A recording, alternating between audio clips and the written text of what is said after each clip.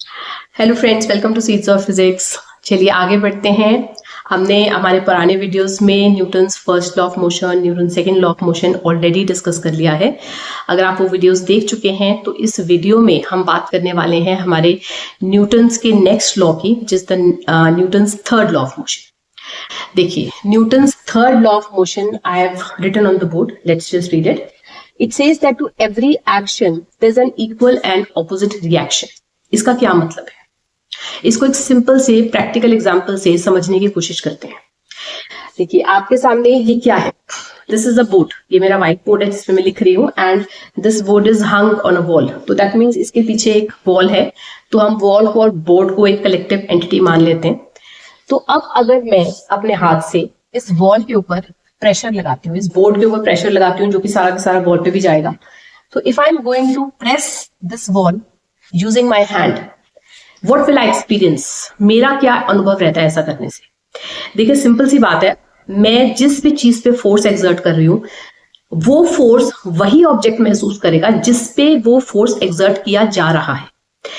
If using my hand I am pushing anything, definitely I am not going to experience that force, क्योंकि वो force तो किसी और पे एक्सर्ट किया जा रहा है। I am the source of that force. मैं क्रिएटर हूं उस फोर्स का, मैंने तो वो फोर्स खुद से क्रिएट किया है, पर वो एक्सर्ट किस पे किया जा रहा है? That is being exerted on this board and the white board and the wall. तो अभी क्या हो रहा है कि if I am exerting a force on this wall, that wall and this board collectively they are experiencing a force which I am exerting on them. लेकिन जब मैं ऐसा करती हूं, मेरा क्या एक्सपीरियंस रहता है? When I am pushing the wall, I am experiencing a force on my hand also. आप ये करके देख सकते हैं। अगर आप वॉल को पुश करेंगे तो आपको ऐसा महसूस होगा जैसे आपका हाथ भी कोई फोर्स एक्सर्ट कर रहा है, जबकि आप वो फोर्स नहीं एक्सर्ट कर रहे हैं। एक ऑब्जेक्ट खुद पे फोर्स नहीं एक्सर्ट कर रहा। ये जो force, the force with which I am pushing the wall, this force is intended to be exerted on the board and the wall, और वही ये फोर्स एक्सपीरियंस कर रहे हैं। लेकिन जब मैं उसको पुश करती हूं तो मैं ये महसूस करती हूँ, तो उस वक्त मैं ये एक्सपीरियंस करती हूँ कि मेरा हाथ भी कोई फोर्स एक्सर्ट कर रहा है। Now which is this force which my hand is experiencing? मैंने अपने हाथ पे तो कोई फोर्स एक्सर्ट नहीं किया, क्योंकि मैंने जो फोर्स एक्सर्ट किया है वो तो सिर्फ वॉल और बोर्ड पे किया है, ठीक है ना। तो मेरे हाथ पे कहां से फोर्स आ रहा है? जब भी आप ऐसा करेंगे आपको फील होगा एक फोर्स अपने हाथ पे। वो फोर्स कहां से आ रहा है? वो फोर्स आ रहा है from the side of this wall and board, क्योंकि जब मैं इस पे फोर्स एक्सपीरियंस कर रही हूं, उसी वक्त ये मुझ पर भी फोर्स एक्सपीरियंस कर रहा है। दिस इज अ लॉ, ठीक है। तो हमारा न्यूटन्स थर्ड लॉ यही कहता है, टू एवरी एक्शन। अब यहाँ पे एक्शन क्या है? एक्शन का मतलब फोर्स है। Anything which is intended to change the state of an object. तो यहां पर जो एक्शन रहेगा वो भी एक फोर्स है, और जो टर्म आपका रिएक्शन रहेगा वो भी एक फोर्स है। तो ये कह रहे हैं कि to every action there is an equal and opposite reaction. माने जब भी आप किसी भी ऑब्जेक्ट पे कोई फोर्स अप्लाई करोगे, जब भी आप किसी भी ऑब्जेक्ट पे कोई फोर्स अप्लाई करोगे, वो ऑब्जेक्ट भी आप पर उतना ही फोर्स एक्सर्ट करेगा। That means a reaction force will be generated by the object on which you have exerted a force, and the reaction force generated by that object will be equal in magnitude and exactly opposite in direction. मतलब मैं इस पे जो force exert कर रही हूँ, that is from my side and it is going into the board, लेकिन जो रिएक्शन फोर्स आ रहा है that is coming out of the board and is being exerted on my hand, right? जैसे ये आपका लॉ है। इस लॉ को पढ़ने के बाद हमें एक चीज समझ में आती है, एक चीज बिल्कुल साफ साफ समझ में आती है कि इस दुनिया का कोई भी फोर्स अकेले नहीं एग्जिस्ट कर सकता। Every force will experience or will exist in pair. There is no force which is going to exist independently or without its counterpartner. There has to be a counter force present in the system if there is one force that you can see. So that means कोई भी ऐसा force नहीं है जो अकेले exist करेगा। Forces हमेशा हमेशा पेयर में एग्जिस्ट करेंगे।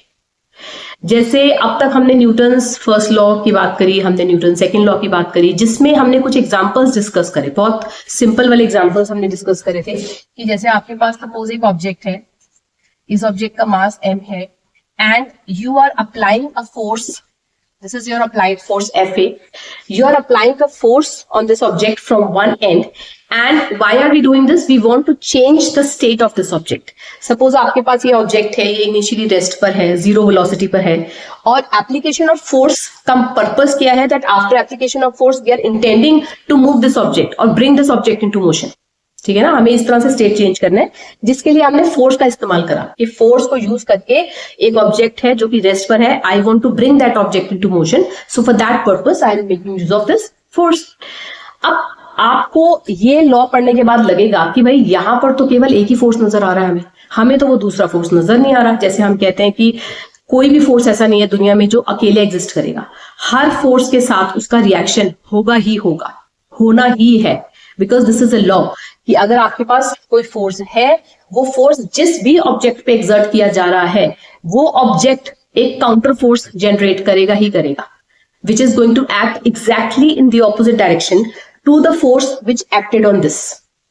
तो हम कहेंगे कि जब हमने ये डिस्कशंस करी थी during Newton's first law of motion, Newton's second law of motion, तो उस वक्त वो रिएक्शन फोर्स कहाँ था? हमें तो पूरे सिस्टम में एक ही फोर्स नजर आ रहा है कि हाँ ये फोर्स एक्ट कर रहा है, ये आपके पास ऑब्जेक्ट है, इस फोर्स के वजह से ये रेस्ट से मोशन में आ गया. तो इसमें दूसरा फोर्स कहाँ गया? दूसरा फोर्स भी है. I tell you where is the force. दूसरा फोर्स एक्ट करेगा उस ऑब्जेक्ट के ऊपर जिसने ये फोर्स क्रिएट करा. जो रिएक्शन फोर्स होता है, देखिए एक्शन और रिएक्शन फोर्स का एक प्रॉपर्टी रहेगा that these two forces are never going to act on the same object. They are never going to act on the same object. They are going to act on two different objects. For example, जब मैंने इस wall को push किया था अपने hand से, तो इस वॉल ने वो फोर्स एक्सपीरियंस किया जिससे मैंने इसको पुश किया, ठीक है, लेकिन जो इसका रिएक्शन है वो तो मैंने महसूस किया ना, वो तो मेरे हैंड ने महसूस किया. And my body, my hand is a different object, the wall is a different object. तो ये जो दोनों फोर्सेस जनरेट किए गए हैं, ये दोनों फोर्सेस जनरेट हुए हैं, क्रिएट तो हमने एक किया था, दूसरा अपने आप हो गया. ये दोनों फोर्सेस आपके दो अलग अलग ऑब्जेक्ट्स पे एक्ट करे हैं. Action and reaction forces will never act on the same object. They will always act on two different bodies. माने कि अगर हमने ये ब्लॉक लिया था जिसपे सपोज FA फोर्स अप्लाई किया, we first have to figure out कि FA फोर्स अप्लाई करने वाला सोर्स कौन सा है. सपोज सोर्स कोई ह्यूमन सोर्स है, मैं अपने हाथ से इसको पुश कर रही हूँ. Suppose there is a block and I am just pushing it, I am pushing it, मैं अपने हैंड से इसको पुश कर रही हूँ and I am trying to bring this block into motion from rest. तो जो रिएक्शन फोर्स आने वाला है वो कौन एक्सपीरियंस करेगा? मेरा हैंड, ठीक है ना. तो अभी ये ब्लॉक जिसपे कि FA फोर्स एक्ट कर रहा है, this is also going to generate a reaction force minus of FA exactly in the opposite direction to this force. And who will be experiencing this force? My hand. If my hand was the one who created the force FA, अगर मेरे hand ने ये force create किया था FA, तो मेरा hand ही वो force experience भी करेगा जो ब्लॉक क्रिएट करेगा. So the force minus of FA was created by the block and it will be exerted on my hand, while the force FA was created by my hand and it was exerted on the block of mass M. तो अभी हमारे पास दो forces generate हुए, एक आपके पास FA generate हुआ, एक इसका नेगेटिव वर्जन जनरेट हुआ minus of FA, and these two forces are acting on two different objects. First object is the mass of the block of mass M, and second object is the hand, the one which was responsible for creating the force FA. तो ये होता है आपका Newton's third law of motion. This is Newton's third law of motion. अच्छा चलिए, अब हम एक एग्जाम्पल लेते हैं छोटा सा. इसमें क्या है कि मैंने एक मेटालिक रिंग जैसा कोई ऑब्जेक्ट ले लिया. ऐसे मैंने कोई ऑब्जेक्ट ले लिया, कोई भी रैंडम शेप का, शेप इंपॉर्टेंट नहीं है यहाँ पर, और ये ऑब्जेक्ट के पास यहाँ दो हुक्स हैं जिससे दो लोगों ने इसको पकड़ा हुआ है, ठीक है. There is a person A and there is a person B. Person A is holding this object from this side through this hook and person B is holding this object from this end of the object, that is from this hook, right. अभी क्या कर रहे हैं कि ये दोनों persons इसके लिए लड़ रहे हैं, you know, both of them wants to have it, so they are just pushing the object towards themselves. एक इस ऑब्जेक्ट को अपनी तरफ खींच रहा है और दूसरा इस ऑब्जेक्ट को अपनी तरफ खींच रहा है. राइट। अब क्या होगा, if two people are fighting over a thing, तो क्या होगा, दोनों में से जो भी ज्यादा स्ट्रांग होगा, जिसके पास ज्यादा फिजिकल स्ट्रेंथ होगी, जो ज्यादा जोर लगाएगा, वो जीत जाएगा, दूसरा हार जाएगा। And if the two people are able to apply same amount of force, मान लो सपोज कुछ जो फोर्स हमारा पर्सन ए अप्लाई कर रहा है उतना ही फोर्स हमारा पर्सन बी भी अप्लाई कर लेता है, दोनों सेम फोर्स अपनी अपनी दिशा में अप्लाई कर रहे हैं उस ऑब्जेक्ट के ऊपर जिसको कि वो अपनी तरफ खींचना चाहते हैं। In that case what will happen, the object will stay intact, वो अपनी पोजीशन नहीं चेंज करेगा। क्यों? क्योंकि दोनों तरफ से सेम फोर्स एक्सर्ट कर रहे हैं। The force is being exerted on the object by person A and person B, that means object के ऊपर दो फोर्सेस एक्ट कर रहे हैं, एक ही ऑब्जेक्ट के ऊपर दो फोर्सेस एक्ट कर रहे हैं। एक फोर्स एक्ट कर रहा है इस डायरेक्शन में, एक फोर्स एक्ट कर रहा है इस डायरेक्शन में। और अगर ये दोनों फोर्सेस आपके स्ट्रेंथ में, मैग्नीट्यूड में बराबर है, मतलब वैल्यू में बराबर है, तो आपके पास ये ऑब्जेक्ट किसी के पास भी नहीं जाने वाला, वो अपनी जगह पर ही रहेगा। क्यों? क्योंकि जो फोर्सेस अप्लाई किए जा रहे हैं जो कि ऑपोजिट है डायरेक्शन में लेकिन स्ट्रेंथ में इक्वल है, वो फोर्सेस कैंसल आउट कर जाएंगे, कैंसल आउट कर जाएंगे। मतलब इस ऑब्जेक्ट के ऊपर दो फोर्सेस एक्ट कर रहे हैं but both the forces are going to cancel out. Why? Because they are equal in strength, वो मैग्नीट्यूड में बराबर फोर्सेस हैं। तो नेट फोर्स, एक टर्म होती है आपके पास नेट फोर्स, तो जो नेट फोर्स आपके पास इस ऑब्जेक्ट पे एक्ट करने वाला है that is going to be zero. इस पे नेट फोर्स कोई नहीं एक्ट कर रहा। देखो इंडिपेंडेंटली तो फोर्सेस एक्ट कर रहे हैं, आपके पास ऑब्जेक्ट ए भी कुछ फोर्स एक्सर्ट कर रहा है, आपके पास ऑब्जेक्ट बी अपनी डायरेक्शन में कुछ फोर्स एक्सर्ट कर रहा है, इंडिपेंडेंटली इस पे फोर्स एक्सर्ट कर रहे हैं, लेकिन नेट फोर्स इस पे जीरो एक्ट कर रहा है। क्यों? क्योंकि ये दोनों forces being equal in magnitude are getting cancelled out. तो दैट मींस ये ऑब्जेक्ट कहीं पर मूव नहीं करता, किसी को भी नहीं मिलता, वहीं रहता है जहां पर है। और अब क्या है कि इसके ऊपर जो भी फोर्सेस एक्ट कर रहे हैं दे आर कैंसलिंग आउट। आपको एक चीज ध्यान रखनी है कि कब फोर्सेस कैंसल कर सकते हैं, कब फोर्सेस का इफेक्ट कैंसल हो सकता है। Forces can get cancelled out provided they are acting on the same object. अब ये एक ही ऑब्जेक्ट है जिसपे दो दिशा में इक्वल स्ट्रेंथ के फोर्सेस एक्ट कर रहे हैं, इसलिए फोर्सेस कैंसल कर गए और ये ऑब्जेक्ट मूव नहीं करा, because the net force which is acting on this object is coming out to be zero. लेकिन आपके पास जो न्यूटन्स थर्ड लॉ के एक्शन और रिएक्शन फोर्सेस हैं वो कभी भी कैंसल आउट नहीं कर सकते, they can never cancel out. कोई सोचेगा यार अगर फोर्सेस कैंसिल हो जाते हैं फिर तो अगर हमने कोई फोर्स, मतलब हम जब भी कोई फोर्स अप्लाई करेंगे तो उसका रिएक्शन तो जनरेट होना ही है, और क्योंकि जो जनरेटेड रिएक्शन है वो स्ट्रेंथ में इक्वल ही है, इस लॉ के हिसाब से आपका जो रिएक्शन है वो एक्शन के बराबर ही है स्ट्रेंथ में, तो इसका मतलब हमेशा ही कैंसलेशन हो जाएगा, हमेशा ही किसी भी ऑब्जेक्ट के स्टेट में कोई चेंज आ ही नहीं पाएगा, because the forces will get cancelled out. लेकिन ऐसा नहीं होता, ऐसा इसलिए नहीं होता क्योंकि आपके पास जो एक्शन रिएक्शन फोर्सेज होते हैं, एक्शन रिएक्शन फोर्सेस कह रही हूं मैं, वो कभी भी कैंसल आउट नहीं हो पाते। क्यों कैंसल आउट नहीं हो पाते? Because those forces always act on two different bodies.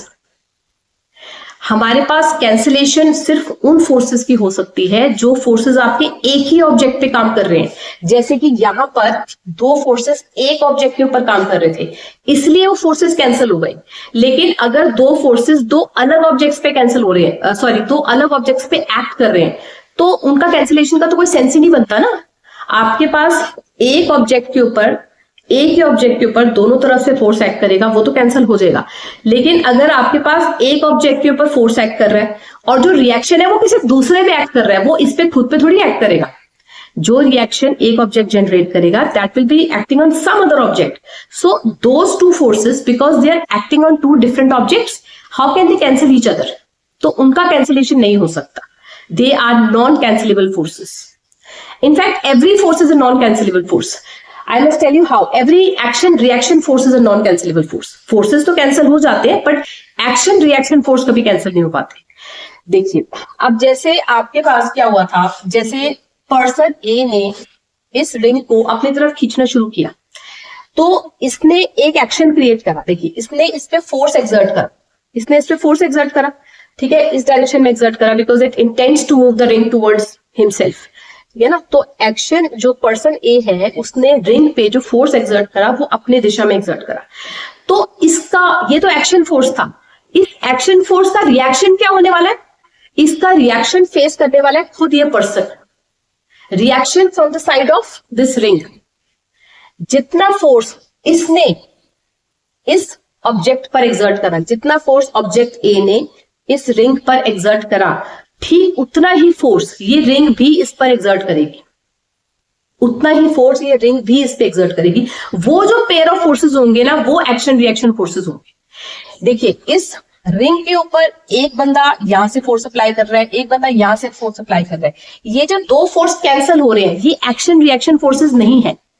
These are two different forces applied by two different sources, right. ये एक्शन रिएक्शन फोर्स नहीं है। मतलब ये तो बाय चॉइस दो लोग फोर्स एक्ट कर रहे हैं, डेलिबरेटली किसी एक ऑब्जेक्ट के ऊपर फोर्स लगा रहे हैं, लेकिन ये इनमें से एक भी फोर्स दूसरे का परिणाम नहीं है। तो reaction is always a consequence of a certain force.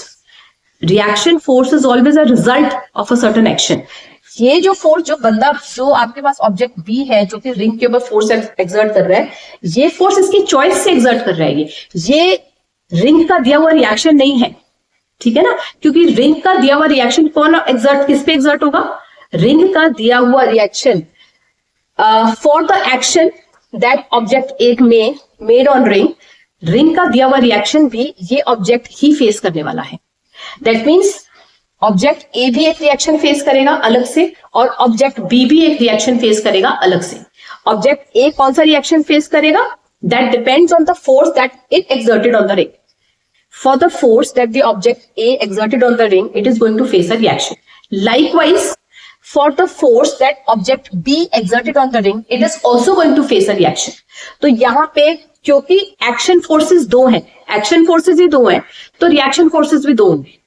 और वो रिएक्शन फोर्सेस रिंग के ऊपर नहीं एक्ट करने वाले, रिंग के ऊपर तो दोनों तरफ से एक्शन एक्ट हो रहा है। रिएक्शन फोर्सेस कहां जाने वाले हैं? उन्हीं ऑब्जेक्ट्स पे जहां से वो एक्शन फोर्सेस आए थे।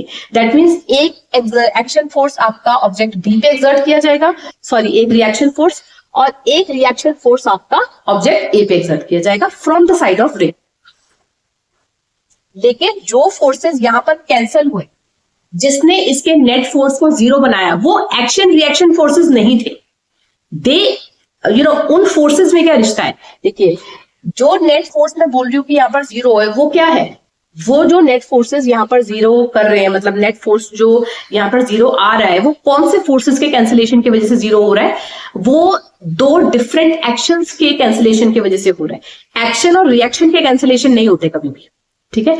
तो आपके पास एक एक्शन फोर्स एक्सर्ट किया था ऑब्जेक्ट ए ने, दूसरा एक्शन फोर्स एक्सर्ट किया था ऑब्जेक्ट बी ने, वो दोनों एक्शन फोर्सेस ने एक दूसरे का इफेक्ट कैंसिल कर दिया। Why? Because those two forces are acting on the same body.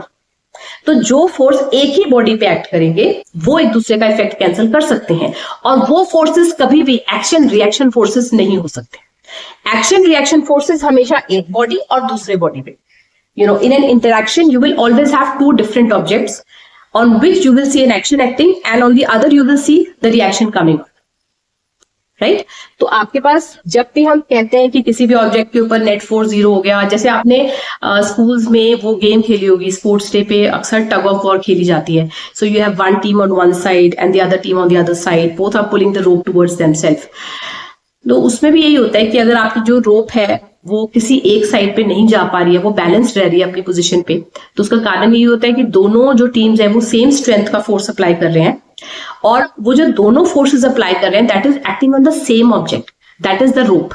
इसीलिए फोर्सेस कैंसिल हो गए और by chance the rope remained in its position. लेकिन आपके पास जिस एक्शन रिएक्शन फोर्स की हम बात कर रहे हैं, which is studied under Newton's third law of motion, ये फोर्सेस एक ही ऑब्जेक्ट के ऊपर कभी एक्ट नहीं करेंगे, जिसके वजह से ये कभी भी कैंसिल नहीं हो सकते, ठीक है। ये फोर्सेस कभी भी कैंसिल नहीं हो सकते। एक ऑब्जेक्ट पे अगर एक एक्शन एक्ट कर रहा है, इस एक्शन को कैंसिल करने वाला कोई दूसरे फोर्स का एक्शन हो सकता है, कोई दूसरा एक्शन फोर्स हो सकता है, लेकिन इसका खुद का रिएक्शन इसको कैंसिल नहीं कर सकता, राइट। चलिए एक और इलस्ट्रेशन से समझते हैं इस चीज को। सपोज आपके पास एक ऑब्जेक्ट है, कोई एक ऑब्जेक्ट है, इस ऑब्जेक्ट का मास है m. Suppose m is the mass of this object and this is the earth surface, जो मैंने यहाँ पे कर्वेचर से ड्रॉ किया है, ये कर्वेचर रिप्रेजेंट कर रहा है अर्थ का सरफेस, ठीक है। तो if there is any object which is present close to the surface of earth, every object is going to experience a gravitational pull. That means अर्थ का ग्रेविटी, एक अर्थ के ग्रेविटी के वजह से एक फोर्स हर ऑब्जेक्ट एक्सपीरियंस करने वाला है। उस फोर्स को हम क्या बोलते हैं? The force which is going to be experienced by every object which is present on earth, that force is called the gravitational pull of earth. उसको हम gravitational pull of earth कहते हैं। अच्छा, यही जो ग्रेविटेशनल पुल है from the side of earth, इसी को हम वेट भी बोल देते हैं, इसी को हम वेट भी बोल देते हैं। जैसे हमने बोला था कि आपके पास, हमने शुरू में डिस्कस किया था कि एक क्वांटिटी होती है आपके पास मास और एक क्वांटिटी होती है आपके पास weight. Mass which is expressed in kilograms और ग्राम्स, कॉमन लैंग्वेज में बहुत बार लोग मास को ही वेट समझ लेते हैं। जैसे आप वेइंग स्केल पे अगर अपने आप को वे करते हैं and if the reading comes in kilograms, तो हमें लगता है कि वेट है हमारा। वो वेट नहीं है, वो मास है हमारा। लेकिन मास से ही वेट भी निकाला जा सकता है, क्योंकि वेट क्या होता है? Weight is nothing but the gravitational pull which is exerted on every object which is present close to the surface of earth. हम सब अर्थ के सर्फेस के पास हैं, इसलिए हम सबका कुछ ना कुछ वेट है। वो वेट बेसिकली है ही क्या? That is this gravitational pull, जो हर ऑब्जेक्ट जिसके पास एक मास है, हर ऑब्जेक्ट जिसके पास एक मास है, हर वो ऑब्जेक्ट ये पुल एक्सपीरियंस कर रहा है from the side of earth. Earth her object को अपनी तरफ खींच रहा है, ठीक है। अब the force with which every object is being attracted by earth is nothing but the weight of the object, उसको वेट बोलते हैं। मतलब कि जो ग्रेविटेशनल फोर्स है, जो ग्रेविटेशनल फोर्स है which is acting on every object due to the mass of the earth, that is called the weight of the object. तो हमारे पास वेट जो रहेगा, वेट बेसिकली क्या है? वेट एक ग्रेविटेशनल फोर्स है बेसिकली, इट्स फोर्स। तो क्योंकि हमारे पास जो फोर्स होता है वो क्या होता है? फोर्स होता है m इंटू ए। हमने अभी तक ये पढ़ा फोर्स की जो न्यूटन सेकेंड लॉ है, जिसमें हमने फोर्स का क्वांटिटेटिव एनालिसिस देखा था, क्वांटिटेटिव रिलेशन देखा था। वहां से हमें पता चला था that the force is always given as the product of your mass and the acceleration. अभी यहां पर जो फोर्स अर्थ एक्सर्ट कर रहा है हर ऑब्जेक्ट पे, that force is creating an acceleration which is called the acceleration due to gravity. तो इसलिए वेट को हम, जो भी ऑब्जेक्ट का मास है, उसमें एक्सेलरेशन की जगह एक्सेलरेशन ड्यू टू ग्रेविटी ले लेते हैं। That means the product of mass and acceleration due to gravity becomes the weight of the object. Basically है ये फोर्स ही, आपके पास वेट भी एक प्रोडक्ट है किसी एक मास का और एक्सेलरेशन का। फर्क सिर्फ इतना आ गया है कि मास तो चलो इसमें वही है जो ऑब्जेक्ट का मास है विच इज अनचेंज, लेकिन एक्सेलरेशन की जगह एक स्पेसिफिक एक्सेलरेशन आ गई which is acceleration due to gravity. अगर आप इस एक्सेलरेशन की जगह जी की वैल्यू लगा देंगे which is acceleration due to gravity, now this product which is nothing but a force, this product will now be termed as weight of the object. तो ये आपके पास ऑब्जेक्ट का वेट हो जाएगा। अच्छा जी, आपके पास जो भी ऑब्जेक्ट का वेट होता है, that is always going to act from a imaginary point which is present inside the object, which is called the center of gravity. तो सेंटर ऑफ ग्रेविटी एग्जैक्टली क्या पॉइंट होता है वो हम आगे क्लास 10th में पढ़ेंगे, लेकिन अभी के लिए आप बस इतना समझ लीजिए that the weight of the object is going to act from a point which is present inside the object. It's an imaginary point and this is the point from where the weight of the object is going to act. तो weight को हमेशा ऐसे show करते हैं, weight is always going to act in a downward direction. Weight एक force है, basically weight क्या है? वेट एक फोर्स है। फोर्स है तो मतलब इसकी कुछ ना कुछ डायरेक्शन भी होगी, तो वेट की डायरेक्शन हमेशा डाउनवर्ड होती है। What is the direction of weight? Weight will always act in the downward direction. And ये वेट है ही क्या? ये कौन सा फोर्स है? Force due to gravity. Weight क्या हुआ? Force due to gravity. That means gravity के वजह से जो भी एक ऑब्जेक्ट के ऊपर फोर्स एक्ट कर रहा है, ग्रेविटी की वजह से फोर्स क्या होगा? जिस फोर्स से ये अर्थ इस ऑब्जेक्ट को अपनी तरफ खींच रहा है, वो फोर्स है ही क्या? वो इसका वजन है, वो इसका वेट है। That is the product of mass into acceleration due to gravity. देखिए, बेसिक फंडामेंटल वही है, फोर्स आपका मास इनटू एक्सेलरेशन ही है, लेकिन एक्सेलरेशन यहाँ पर एक्सेलरेशन ड्यू टू ग्रेविटी है। तो हमारे पास जो वेट है वो बन गया m into g, right? And this force is going to act in the downward direction always, and it is going to act at the center of gravity of the object. अब हम देखते हैं कि अगर हम ऐसा एक object, if you are just holding an object like this and you just leave it on its own, आपने एक ऑब्जेक्ट पकड़ा हुआ है, उसको आप छोड़ दें on its own, what will happen to the object? The object will have a tendency to go in the downward direction. Why? Because it is such a strong force is going to act on it all the time. उसके ऊपर हर वक्त एक बहुत strong force act कर रहा है, which is nothing but the force due to gravity, force due to Earth's gravity. तो वो force है कौन सा? What is that force which is exerted on this object all the time? That is the weight of the object. उस object का weight हमेशा उस पर act कर रहा है, and due to this force, क्योंकि ये फोर्स क्या है, this is attractive in nature, ये फोर्स हमेशा यही टेंडेंसी रखता है to attract anything present on it towards itself. So whenever you are going to leave an object on itself, this object will have a tendency to fall on the ground, to fall close to the surface of earth. तो ये अर्थ पे जाएगी और अर्थ पे hit करेगा. ये object को अगर आप छोड़ देंगे, so this object will go down and strike on the surface and rest there. ठीक है. अच्छा, अब हम कहेंगे कि हमारा यहाँ पर ये फोर्स को डिस्कस करने का क्या पर्पस था. हम ये force as an example discuss कर रहे हैं. यहाँ पर भी मैं आपको बताना चाहती हूँ कि जो भी ये फोर्स एग्जिस्ट करेंगे, ये भी फोर्सेस आपके पेयर में ही एग्जिस्ट करेंगे. ये जो फोर्स है, जो कि इसका ऑब्जेक्ट का वेट कह लीजिए या फोर्स ड्यू टू ग्रेविटी कह लीजिए, ये जो फोर्स है, this force is also not alone, this is also going to exist in pair. See, ये जो फोर्स है, इसको एक्सर्ट करने वाला सोर्स कौन सा है? ये फोर्स किसकी वजह से है? Who is exerting this force on this mass? Earth. Earth exert कर रहा है ये फोर्स इस पर, ठीक है ना. तो ये भी एक्सर्ट करेगा अर्थ पर इतना ही force. That means same amount of force is also exerted on earth from the side of this block of mass m.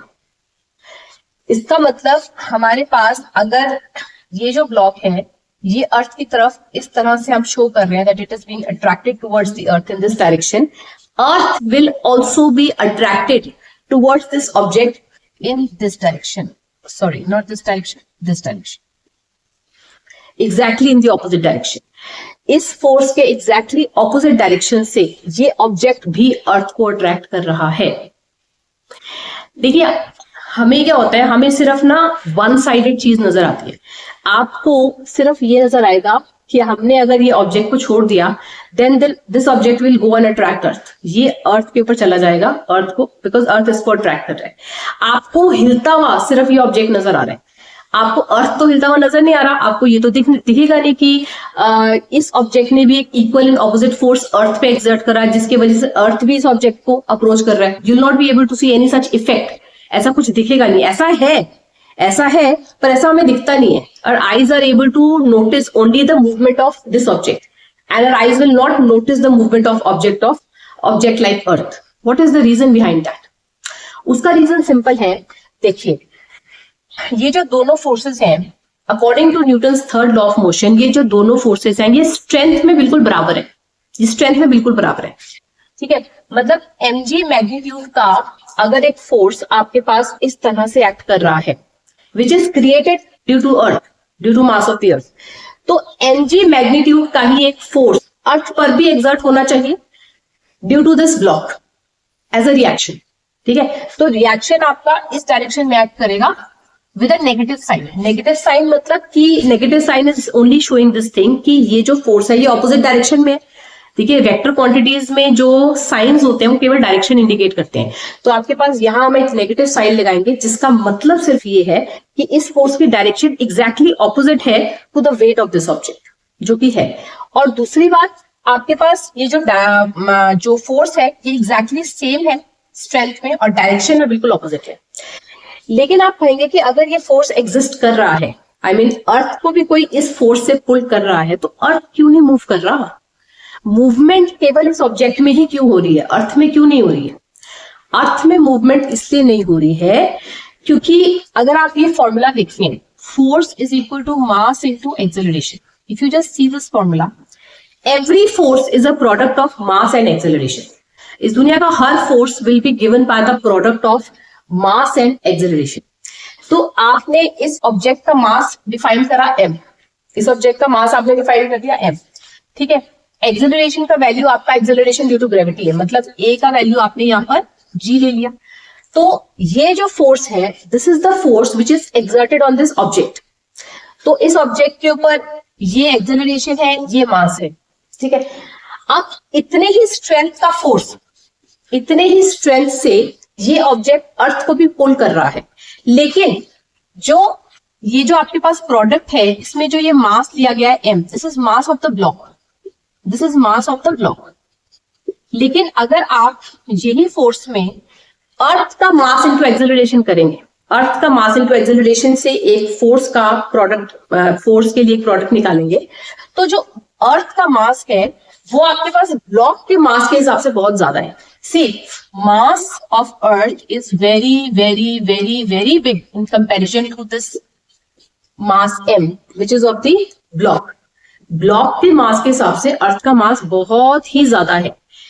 लेकिन ये जो दोनों फोर्सेस हैं, क्योंकि ये एक्शन रिएक्शन फोर्सेस हैं, ये दो डिफरेंट ऑब्जेक्ट्स पे काम कर रहे हैं, ये एक्शन रिएक्शन फोर्सेस हैं, they got to be same in the strength, in the magnitude. तो इसका मतलब मैग्नीट्यूड में ये दोनों फोर्सेस सेम कब हो सकते हैं? क्योंकि आपके पास जो फोर्स अर्थ पे एक्सर्ट किया जा रहा है, that force will be a product of mass of the earth into some acceleration, ठीक है ना. तो यहां पर तो आपने मास of the block into gravity करके इसका फोर्स निकाल दिया. इतने ही फोर्स को जब आप इक्वेट करेंगे, in order to find this force which is exerted on the earth, तो अर्थ का मास तो बहुत ज्यादा है, अर्थ का मास इस मास के हिसाब से बहुत ज्यादा है. दैट मीन्स कि अर्थ के ऊपर जो एक्सेलरेशन एक्ट करेगी वो बहुत कम एक्ट करेगी. How can these two forces be equal? क्योंकि Newton's third law of action और रिएक्शन के हिसाब से ये फोर्सेस आने तो इक्वल ही है, ये फोर्सेस होंगे तो इक्वली, लेकिन इसको इक्वल होने के लिए, इस फोर्स के बराबर होने के लिए इतने बड़े मास के साथ एसोसिएटेड जो एक्सेलरेशन होगी वो मिनिमलिस्टिक होगी, वो अप्रोचिंग टू जीरो होगी. तभी आपके पास ये दो फोर्सेस को आप इक्वेट कर सकते हैं. See, there are two forces such that force on one of the object, force which is acting on one object is such that the mass of the object is very less, and same force is acting on the other object but whose mass is very very large. तो कहां पर compromise हो जाएगा? उनके एक्सेलरेशंस में. जो मास छोटा है उसका एक्सेलरेशन ऐसा होगा कि आपको नोटिसेबल चेंज नजर आएगा, वेलोसिटी में आपको नोटिसेबल चेंज नजर आएगा, उसकी मोशन में आपको वो ऑब्जेक्ट एक्सेलरेट करता हुआ नजर आएगा. लेकिन जो इतना बड़ा मास है और उस पर केवल उतना ही फोर्स एक्ट कर रहा है जितना कि इस पे एक्ट कर रहा था, हल्के वाले ऑब्जेक्ट पर, तो लेकिन उसका मास बहुत ज्यादा है, तो उसका एक्सेलरेशन इतना कम होगा कि वो नोटिस ही नहीं होगा. That is approaching zero. The acceleration of this massive mass is approaching zero when it is acted upon bye such small force, जो कि इसके मास के हिसाब से कुछ भी नहीं है. आई मीन अर्थ जैसे ऑब्जेक्ट को मूव करने के लिए, अर्थ जैसे ऑब्जेक्ट को एक्सेलरेट कराने के लिए बहुत ज्यादा फोर्स चाहिए, बहुत ही ज्यादा फोर्स चाहिए, और इतना सा फोर्स उसको मूव कराने के लिए कुछ भी नहीं है. So this is one reason कि हमें ये दोनों फोर्सेस का जो एग्जिस्टेंस है वो फील क्यों नहीं होता, क्योंकि अर्थ का मोशन हमें फील नहीं होता. लेकिन ऐसा नहीं है कि ये फोर्स एग्जिस्ट नहीं कर रहा, फोर्स तो एग्जिस्ट कर रहा है, but this is probably not that minimum force which is required to cause a motion in its state, a change in its state, a motion in its in its state of rest. तो जो आपके पास अर्थ का state है वो change नहीं होता इतने कम force से. लेकिन इसका मतलब ये नहीं है कि फोर्स एक्ट नहीं करेगा.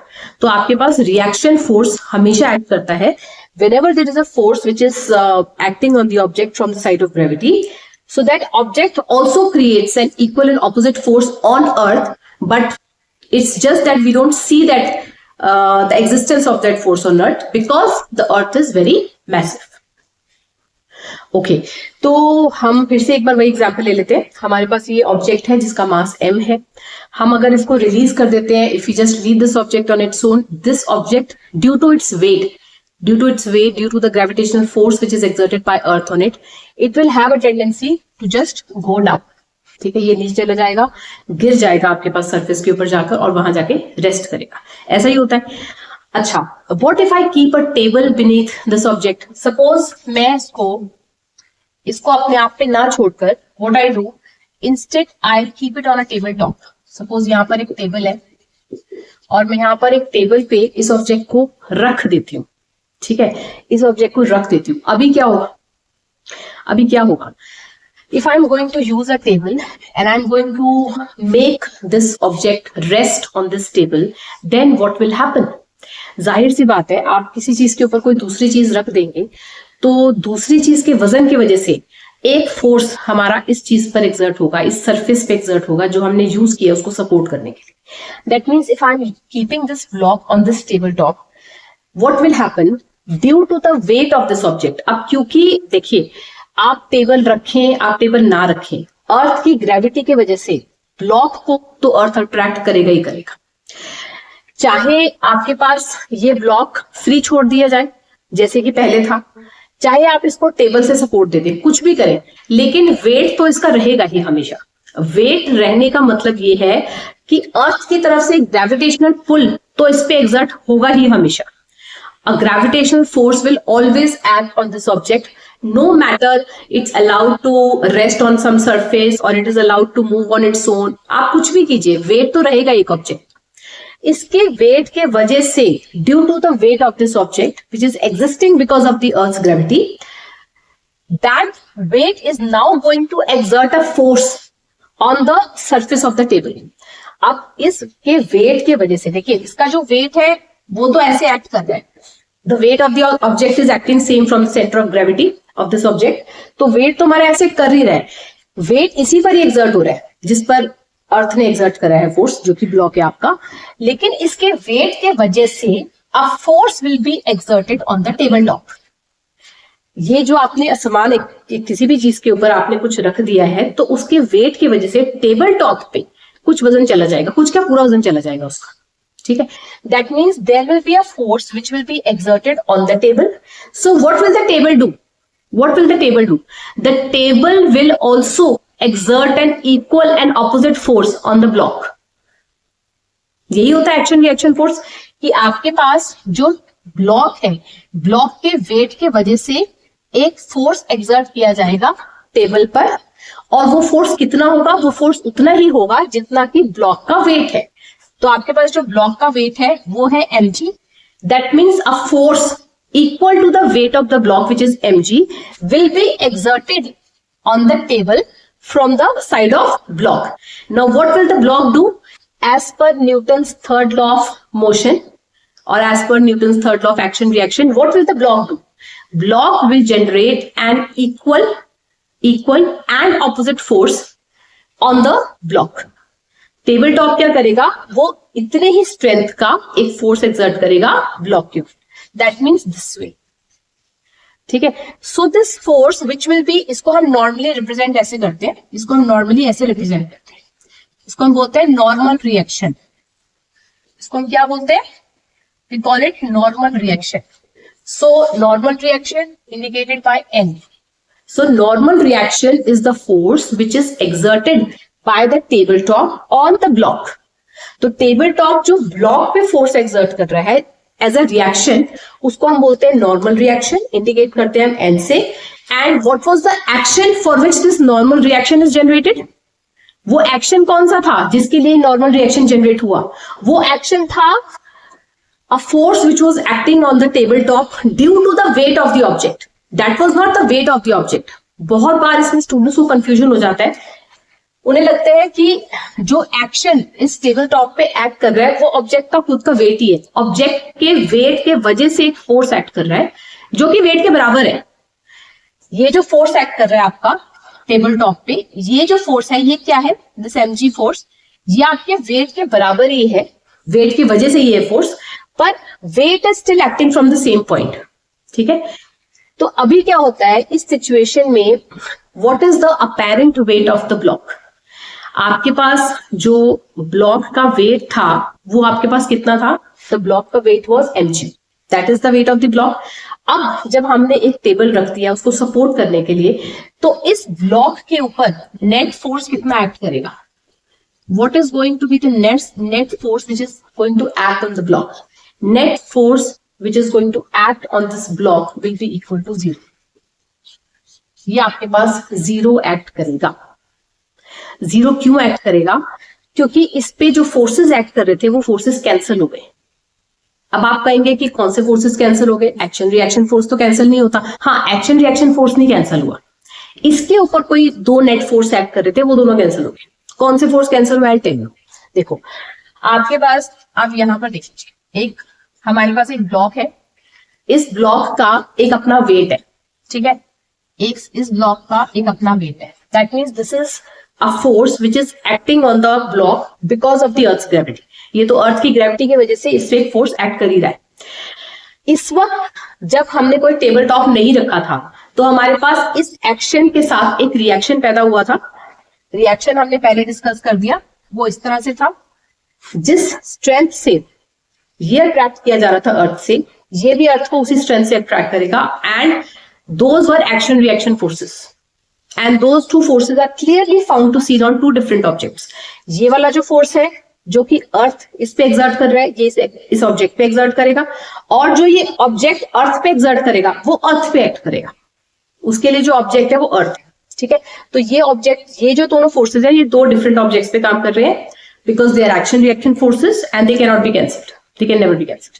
पर अभी क्या हो गया कि जब हमने टेबल टॉप इंट्रोड्यूस कर दिया तो हमारे पास इस एक ऑब्जेक्ट के ऊपर ही 2 फोर्स एक्ट करने लग गए। एक है इसका खुद का वेट जो एक्ट कर ही रहा है, दूसरा आ गया नॉर्मल रिएक्शन। दूसरा आ गया normal reaction which is the reaction generated by the table. जो आपका ये टेबल था, इस टेबल ने एक नॉर्मल रिएक्शन जनरेट करा n। ये जो रिएक्शन है ये भी इस ब्लॉक के ऊपर ही एक्ट कर रहा है। अब इस ब्लॉक के ऊपर एक ही ऑब्जेक्ट के ऊपर 2 फोर्स एक्ट कर रहे हैं। एक है इसका वेट और बिल्कुल इक्वल स्ट्रेंथ में ऑपोजिट डायरेक्शन में दूसरा है नॉर्मल रिएक्शन। तो आई मीन एक ऑब्जेक्ट के ऊपर 2 फोर्स काम कर रहे हैं, एक ही ऑब्जेक्ट के ऊपर 2 फोर्स काम करेंगे ऑपोजिट डायरेक्शन में इक्वल स्ट्रेंथ के, तो वो कैंसिल करेंगे ही ना। तो इसके ऊपर नेट फोर्स इस वक्त जो एक्ट करेगा that will be equal to 0। Net force will be equal to 0। अच्छा, ये जो दोनों फोर्सेस आपस में कैंसिल हो गए, ये एक्शन रिएक्शन फोर्सेस नहीं है, क्योंकि जो आपके पास वेट है, इस वेट का रिएक्शन तो कोई दूसरा फोर्स था। जो ये वेट था, wait of the object which is nothing but the gravitational force exerted by the earth, इस फोर्स का रिएक्शन तो कोई और फोर्स था जो कि अर्थ पे एक्ट करा, जो कि अर्थ पे एक्ट करा। ये नॉर्मल रिएक्शन इस फोर्स का रिएक्शन नहीं है। ये नॉर्मल रिएक्शन कौन से फोर्स का रिएक्शन है? ये नॉर्मल रिएक्शन उस फोर्स का रिएक्शन है जो कि टेबल पे एक्ट करा ब्लॉक के वेट के वजह से, which is equal in strength as is the weight of the block. तो ब्लॉक के वेट के वजह से, देखो एक तो ब्लॉक का अपना वेट है which is the force which is acting on the block, उसके वजह से टेबल पर भी एक फोर्स एक्ट कर रहा, क्योंकि वो टेबल पे रख दिया गया है तो टेबल पर भी एक फोर्स एक्ट कर रहा है। उस फोर्स का मैग्नीट्यूड भी इस ब्लॉक के वेट के बराबर ही है। उस फोर्स का रिएक्शन है ये नॉर्मल रिएक्शन, ब्लॉक के वेट की वजह से नहीं है normal reaction. I mean block का जो वेट है, इस फोर्स का रिएक्शन नहीं है ये नॉर्मल रिएक्शन, क्योंकि इस फोर्स का reaction is acting on earth. लेकिन ये नॉर्मल रिएक्शन भी एक रिएक्शन है। ये कौन से फोर्स का रिएक्शन है? It is the reaction of the force which is going to act on the table due to the weight of this object. इस ऑब्जेक्ट के वेट के वजह से इस टेबल पर एक फोर्स एक्ट करेगा और उस फोर्स का रिएक्शन है ये normal reaction. That means the force which is acting on the table, ये फोर्स जो टेबल पे एक्ट करा, इसने रिएक्शन पैदा करा इस ऑब्जेक्ट को एक इक्वल एंड ऑपोजिट फोर्स देकर।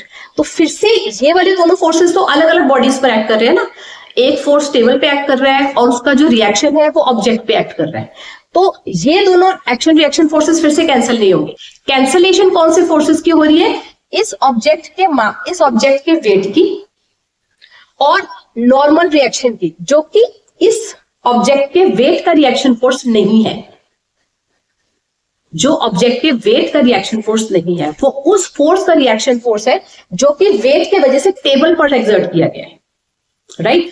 So here the two forces which is the normal reaction and the weight, they are acting on the same object, which is the block, and these two forces are not the action reaction forces of each other. वो एक दूसरे के action reaction forces नहीं है, वो किसी और दो forces के action reaction force में पार्ट ले सकते हैं, पर एक दूसरे का action reaction force नहीं है, इसीलिए वो एक ही ऑब्जेक्ट पे एक्ट कर रहे हैं, and this is how the two forces on acting on this object are getting cancelled, ठीक है?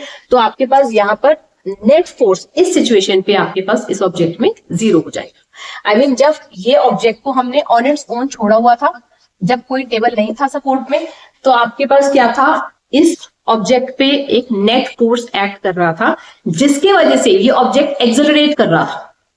देखिए, जब भी किसी ऑब्जेक्ट के ऊपर फोर्स एक्ट करेगा, एक net non zero force act करेगा, वो फोर्स उसके स्टेट को चेंज कर देगा, ठीक है? तो उस फोर्स के वजह से this object was undergoing acceleration, it was moving in the downward direction, जहां पे पूरे रास्ते में उसकी वेलोसिटी बढ़ती हुई जा रही थी। ये चीज हम पढ़ चुके हैं मोशन न्यूटन्स उसमें, मोशन इन वन डायमेंशन में, कि जब आपके ऑब्जेक्ट के ऊपर फोर्स एक्ट करेगा, it will undergo acceleration, and acceleration की वजह से इसकी velocity will go on increasing, being maximum when it is just about hit the ground surface, right? तो ये जो ऑब्जेक्ट है, जब इस पे एक अनबैलेंस्ड फोर्स एक्ट कर रहा है, नॉन जीरो फोर्स एक्ट कर रहा है, तो ये एक्सेलरेट करेगी। लेकिन इस सिचुएशन पे जब हमने इसको नीचे एक सपोर्ट दे दिया, और जब उस सपोर्ट ने इसका वेट ले लिया, तो उस वक्त इसके ऊपर नेट फोर्स 0 आ जाएगा और ये एक्सेलरेट नहीं करेगा। It is not going to undergo any kind of acceleration, it is not going to undergo any change in its state, right? Okay guys, that's all for today. So this was slight idea about what is Newton's third law of motion. अभी हम इसके कुछ practical और examples discuss करेंगे, but in the upcoming video. Till then, take care, see you.